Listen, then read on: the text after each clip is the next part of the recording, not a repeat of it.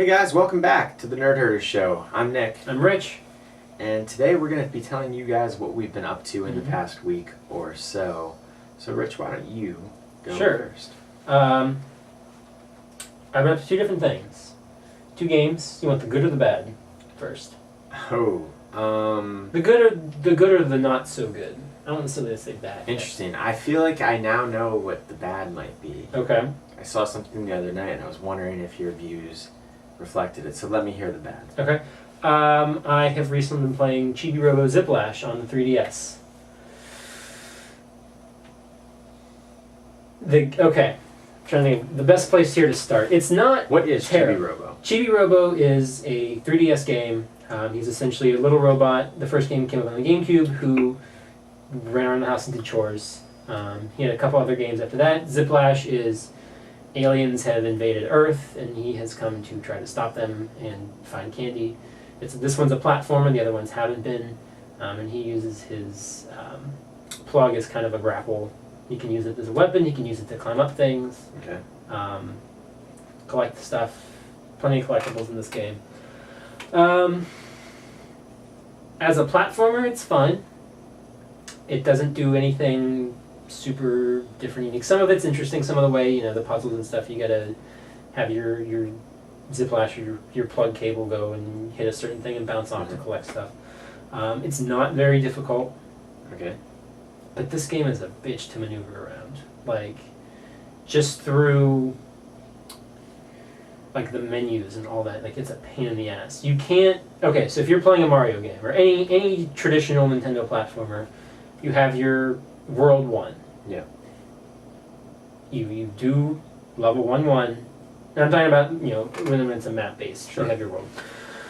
1-1, next thing you go to 1-2. And if you want to go back to 1-1, you go back to 1-1. Yeah. If you want to go back, sometimes more than just the first level's open to you, you can kind of go however you want. Right. You finish a level, you have what's called a destination wheel. This is in Chibi-Robo. This is in Chibi-Robo. Okay. You have a destination wheel, so at the end of each level there's 3 little spaceships. There is a bronze, a silver, and a gold.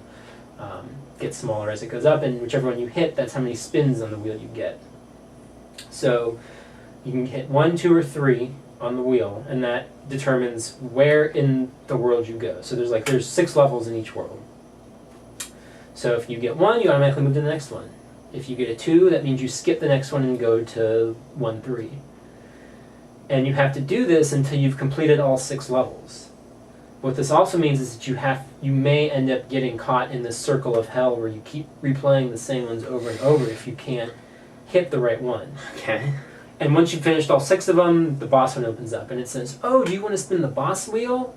And you open the boss wheel and it's got a boss head on every single section of it. Like the same boss? Yeah, the exact same thing. It's just let me select the boss. Why? I finished 1-1 and missed a collectible in it. And I was like, oh, let me go back. I'm familiar with this level, and I'm like, why can't I go back? What? It's just a pain in the ass. And then as soon as you finish everything, finish the boss, you can go to World 2, and it says, oh, now you can go anywhere in level 1 that you want, just freely. And it's like, okay, that's fine.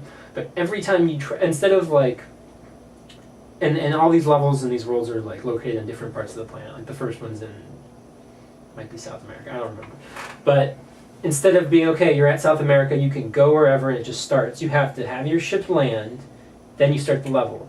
You finish it. Oh, I want to go to 1-2 now? Get back on your ship, you watch it take off, you watch it land again. And I'm like, you want? And it has a little skip button, and you can skip it, but it's only a few seconds of footage, so it's not really necessary to skip. But why? What a silly... There's a lot of weird mechanics and just the way the menu works and maneuvering around that. That's just, and you can use your in-game currency. I think it's moolah is what they call it, to buy extra things on the wheel so you can get the one you want. But the game itself is as a platformer, yes. Okay. And I was, it's fine. It's not great. It's competent. But I was going through it. I'm like, I'm gonna just 100% this thing. I'm gonna find all the collectibles because it's not super difficult to find everything in it. One of the other side things you can do is you find candy. And it's all name brand candy. You can get Airheads, Pocky, stuff from all over the world. And there's a toy in each world that you are basically delivering this candy to. And they're like, oh, I could really use this to fuel and blah. The first one you meet's a toy plane. He's like, hey, I want to use I could use this. I'm feeling a little low on gas. Blah blah blah blah. And you give him this candy, and he tells you like his opinion on the candy. Okay. And you can't skip any dialogue. That's annoying. That pisses me off. You know, like some games, you can at least hold A and it'll just go to the end, and you can't skip it. You can't do that. You can't skip through it. You're just stuck listening to these little toys just talk about their candy. And oh, this, and I love this. And boy, I hope one day they remember me as well as they remember Airheads, and blah, blah, blah, blah, blah. And then the next one's, it's a monkey with one of the little cymbal monkeys, and he talks about how much he loves to dance. And oh, I just love this candy because it makes me dance, and blah, blah, blah, blah, blah. And I hope my dance moves will be remembered as well as this. And I'm like, why? Yeah. Like, I get it, you know, it's a little geared towards kids. Sure. But it's just so unnecessary. That to the point where I got about halfway through it, I'm like, I'm not having fun. Like, I'm having so much frustration and annoyance just dealing with the menu and everything else. I'm like, I have better things to do. I'll come back to it at some point maybe, but I'm not. But you got that amiibo. I did get that amiibo. I got that Chibi-Robo amiibo. That Chibi-Robo amiibo is pretty cool.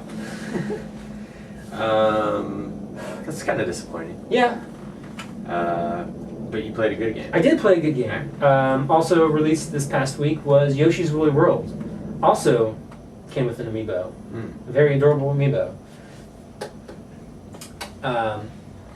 This game I'm actually having a lot of fun with. Okay. I'm 2 worlds in. I think there's 5 or 6 of them. Looks gorgeous. It is hands down the most adorable game I've ever played. Like, it's too cute for its own good. More adorable than like Silent Hill. Yeah. Oh, okay. It's close. Silent Hill, you know, has its moments, but Yoshi's Woolly World takes it. But yeah, I mean, if you've ever played a Yoshi game, it's kind of in that same vein. There's plenty of collectibles and things to go back and do.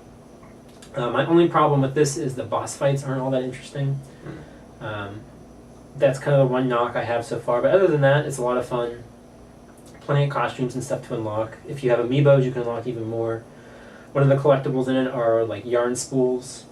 And once you collect all 5 of them, it creates an alternate costume. Like there's like Safari Yoshi and Cow Yoshi and Wii U Yoshi and like all these different things for each level. Does that have any effect on? No, I mean it's just Okay. Color palette swap. Sure. But it's fun. I'm having a lot of fun with it. The mechanics are interesting, and there's little stuff hidden in the environment. And there's this little thread, and you can pull this thread, and it reveals like secrets and things like that. Yeah. So if anybody played like Kirby's Epic Yarn, it's similar. Yeah, it's a similar style. Which I don't know if it's like that game, but Kirby's Epic Yarn, one of the most inventively visual games I think Nintendo's put out in a long time. Fucking easy though, really, really, really easy. Would you say that this is in I think I'd say it's a little more difficult. It's a little more challenging in some spots, but it's definitely it keeps that same vein of how inventive it is. You hit like the desert world is kind of traditionally a second world in a lot of these games, and that's a lot of stuff is made of leather and all this other stuff, and it's just really creative how tactile these environments seem, and it's like this is very it's fake, but it looks like I could just kind of like be wrapped in this all this yarn and whatever. Like it's that's very cool. Definitely one of the best. I wouldn't say it's the best, but definitely one of the best looking Wii U games. Cool. We're putting you on the spot here, but in the pantheon of Wii U games, or like mid-tier, Somewhere mid to high. all right. It's if you're looking to get a Wii U or you're looking for things to play on your Wii U, it's definitely worth getting. One of the other members of Over Here just got a Wii U, and that's one of the things I'm like, you should get Yoshi's Woolly World. It's co-op, so in the same way of like Mario Brothers U or Mario World, it's that kind of frantic co-op of you're working together, but you're also kind of against each other and kind of back and forth. Like if you want to swallow them and shoot them at somebody, you can, or screw with them. But I'm enjoying it. It's a lot of fun so far. Cool. I'm definitely going to check out that game. One thing that I'm thinking about, the other day when we were talking about the news, if you missed it, we talked about the NX, the Nintendo system. This might be one of the final Wii U games. Yeah. Right. And if you think about the end of Nintendo life cycles on consoles, a lot of times right near the end, there's a pretty high quality game, whether it was Twilight Princess for the GameCube, or they're usually Zelda games in my example, Skyward Sword for the Wii. You know, do you think that we're gonna get that game? Because I mean, this is one of the last one. We're gonna have Star Fox. We're gonna have Xenoblade Chronicles. We're gonna have, you know, I don't believe anymore. They can say what they want. I don't believe the Zelda game's coming to Wii U. I don't. I don't know what your thoughts on that are. But if this was one of the last games, like say, you know, we got this, we don't know what Star Fox is gonna be. Early word is not great. Maybe the extra time will help it out. If this was one of the final games, how do you view now having played some of this, how do you view the Wii U? I mean, if it's one of the final games, I would be okay with that, but it would definitely feel more of kind of like a fizzle out. I mean, word is for Xenoblade, it's supposed to be great. You know, it's been out in Japan for quite a while now. I'm definitely looking forward to that. Whatever the Shin Megami Tensei Cross Fire Emblem ends up being, or whatever it's called now, that could be. You know, some of the last games on the Wii were, you know, Xenoblade Chronicles and Last Story. There's a lot of very Pandora's Asian Tap films. Games. Asian, you know, a lot of those kind of stuff that got ported over. Last Story was a big one that a lot of people says, oh, this is the Last Story. It's the last big Wii U game or Wii game. Right. So I can see something like Xenoblade and Crossfire Emblem being like kind of those big games. But again, we don't know what Star Fox is going to be like. I still don't count Zelda out. I have a feeling that it's going to be. Do you think it's going to be both? I think it's going to be a Twilight Princess situation where it ends up being both. My feeling on why you're wrong, not to call you out, is I think that they had a direct mission with the Wii to attract the non-gamer. I think with the next system, they're going to want to attract the gamer. And I think that one of the best ways to attract the gamer is to make that only available on that. Well, my one, if they hadn't shown footage of them using it on a Wii or Wii U on the gamepad in action, I would agree with you. But the fact, I feel like they've promised us so much at this point that they may just be like, hey, it's coming, it's our big launch title for this new console, but for all of you people who already have made the commitment for the Wii U and have stuck with us through the promises, here's your Zelda. It's going to have this, and all these extra features on the NX or whatever the next console is, but here is the Zelda that we've been promising you. At least, if nothing else, just as a good fit. 100% possible, but I want out of the NX it to be on the power level of the current systems, or better, like the report says, and to me, that shouldn't even be able to coexist with the Wii U's power. It shouldn't be able to work on both, in my estimation. And if that is the case, and they're just, you know, they're taking what they did and they're making it 100 times better for the new one, I would rather it be on the new system than the Wii U, than get it only for the Wii U and have to wait till the end of the NX life cycle for a Zelda game in a true next generation way. Personal taste. Yeah, that's fair.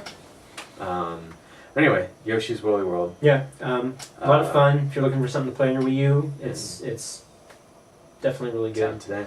It's out now. What have you been up to? Alright, I've got a couple things. Okay. I have a comic book. Okay. And a movie I revisited. Okay. So, I'll go with the movie first. Okay. This past weekend, I went on a trip with some old friends, sort of a guys' weekend. There was 4 of us. We went away, and one of the nights, I brought some movies along, some movies that I thought maybe they hadn't seen yet, and one that we watched was The Raid. Okay. A movie that none of them had seen yet, and that I had not revisited since I saw it in the theater. Okay. And if you have never seen The Raid, this is a movie from Indonesia, martial arts movie, has a sequel that maybe you've heard of, The Raid 2, Barandal, right? That's what it's called. Redemption. No, The Raid is Redemption. The second one is Barandal, whatever that means. Really? I thought it was something else. Pretty sure. Anyway, it doesn't matter. Whatever. This movie is just so unbelievably kick-ass. I don't know what your opinions on it are. I don't think we've ever discussed it, but I just thought, you know, I'd seen it once, and I can't remember you know, it's funny, a couple of the guys that were in the room had seen Dredd, the Judge Okay. Dredd movie that came out. And have you seen that movie? You've No. never seen Dredd? All right. Well, Dredd and The Raid basically have the exact same plot. Okay. To the point where The Raid came out first, but you know they'd seen Dredd, and I had to explain like, well, this movie came out first, and there was a lot of discussion about how parallel they were, and it's a little bit weird. Not that it's a complicated plot. It's basically in this movie, a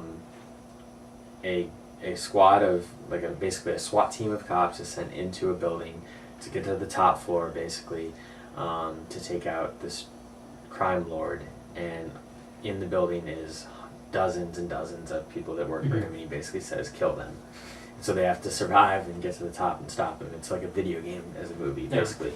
The sequel I didn't find as successful personally, because I think what made this movie work so well was the action, was the choreography, and was that it was a very simplified plot. And the second one, they really tried to amplify it out. It's about an hour longer. It's they really tried to way too long. It's way too long.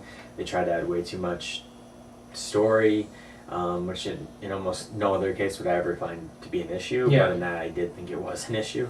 But this movie is so compact, and the action is just amazing from these guys. Three of which are in Force Awakens, helped with some of the actions in Force Awakens. The main guy, Iko Uwais, however you say his name, Iko Uwais, the guy who plays Rama, the guy who plays Mad Dog, and then I believe the guy who plays Iko, well, it's a spoiler, but there's another guy. They're all in it. Apparently they helped with some of the choreography for Force Awakens, and that's one of the most exciting things I've ever heard, especially having revisited the movie. If you like, actually, even if you don't like martial arts movies, like if you think of a martial arts movie and you think of maybe like Crouching Tiger or something like that, you're not into the flying around. This is like hard-boiled action. Awesome movie. Awesome. You like it? Yeah, I like you. I haven't seen it since it came out in theaters. I saw it. I really liked it. I've never gone back and revisited it just because I just haven't. But yeah, I think it's great. The action, the choreography, it's just there incredible. are some. I mean, and it's awesome because it starts off. You know, all these police, they go into the building and they have all their guns and assault rifles and everything. But once the bullets, and it's well shot gun choreography. But once the bullets run out, and then they have to resort to, there's knives after that, there's axes after that, and then after they lose all that, it's just hand-to-hand combat. And one of the last battles between the main character and one of the other guys is, you know, I heard that it took them like 3 weeks for those guys to do the choreography on that, and you see every second of it. It's brutal, it's awesome, it's incredible. So check out The Raid if you've never seen it. It's a great, awesome movie. And then, comic. Actually, this kind of surprisingly tied into our news segment from the other day. Brian K. Vaughan, just a couple of weeks ago, launched a new ongoing comic called Paper Girls at Image Comics. So that's Brian K. Vaughan, writer of Saga, writer of Why the Last Man, creator of The Runaways, a few other things like that. So he started this new comic with Cliff. Don't know how to say his name. I'm gonna mess it up. I think it's Chang. It's Chiang. So Chang. Not sure. Sorry, Cliff, if you're watching. But basically, only read the first issue. It was an oversized 50-page issue. Okay.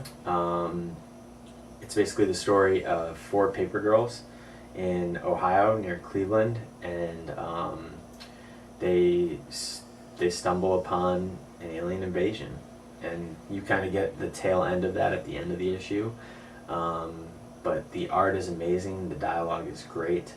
The characters are instantly likable. I can't wait to see where this goes. One thing that I've learned reading some of Brian K. Vaughan stuff is it never goes the way you think it's going to go. It's always going to go crazier than you imagine.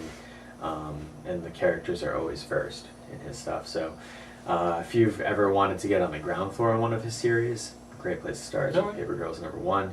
You know, stuff like Saga, it's already 20-something issues in. So you can catch back up on that. It's totally worth your time. But check out Paper Girls from Image Comics. You don't read much comics at all, right? Correct. You know, I've been trying to get you to read Saga for a little bit here. This is another one that I would say, like, it's worth your time. Just try and find a way to check it out. But But there we go. Alright. Cool. That's what I've been up to this week. Alright. That's what we've been up Yeah. to. So let us know what you've been up to this Mm-hmm. week. Let us know if you've read Paper Girls, if you played Yoshi or Chibi-Robo. Let us know if Rich is missing something with Chibi-Robo. Yeah. Maybe it's the most innovative, menu screens of all time. He doesn't think so. And if you haven't seen the raid and you watch it, let us know if you like that recommendation too. But in the meantime, like us on Facebook, share the videos, tell your friends, subscribe, share, like, all that stuff. comment. Cool. And we'll be back tomorrow with more great stuff. Bye.